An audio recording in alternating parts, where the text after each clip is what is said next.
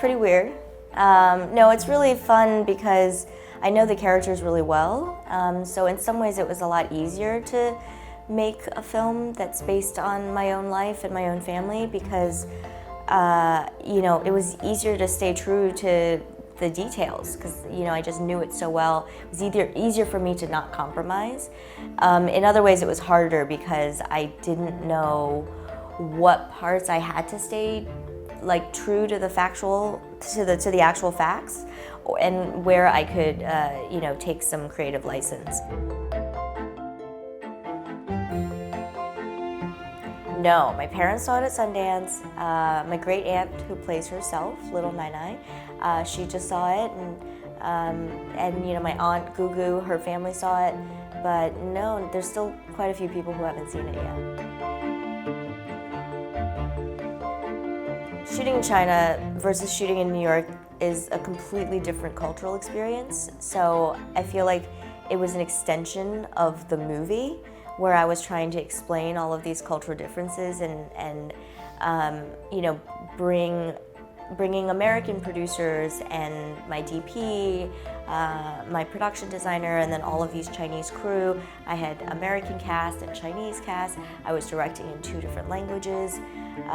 It was really fun and chaotic sometimes, but I think that was this sort of organized chaos.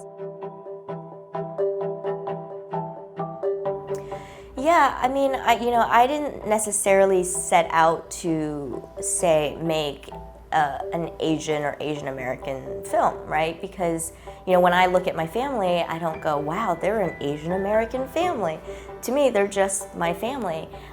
So I think that, you know, my process in making the film was to make sure that I was telling a story from a perspective of somebody who was not marginalized, and that the family is the center, actually, of the story. And Billy, she is the center. She's telling a story from the center, and I wanted Asian Americans to see themselves centered in that way, as opposed to within the context of mainstream America, where, you know, their families are often seen as the other.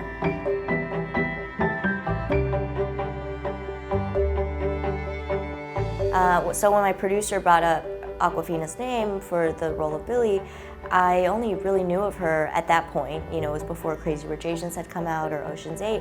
I only knew of her from her rap videos. So my first reaction was, you want the girl who did my vag? My veg, like an operatic ballad. Yo veg, like grandpa's cabbage and my... Play me in a drama? You know, I'm confused. Are we making the same movie here?